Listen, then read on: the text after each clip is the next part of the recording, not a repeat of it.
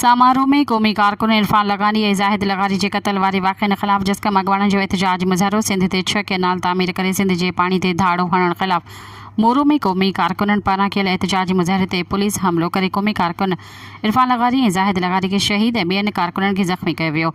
वरी शहीदनि जे वारसनि खे खंभे गुम कयो वियो आहे, जेको इंतहाई ख़राब ऐं ज़ालिमाणो अमल आहे, जंहिंजी असां सख़्त लफ़्ज़नि में मज़म्मत कयूं था।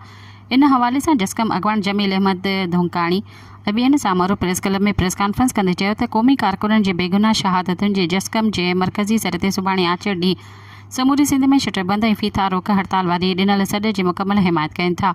सामारो शहर जे समूरे दुकानदारनि, वापारियुनि, कारोबारी माण्हुनि ऐं ट्रांसपोर्टरनि खे अपील था कयूं त सुभाणे शहरनि में दुकानदार वापारियुनि खे पंहिंजा कारोबार ऐं पंहिंजूं ट्रांसपोर्ट बंदि रखनि, हड़ताल खे कामयाब कराए क़ौमी ॿधीअ जो सबूत ॾियनि।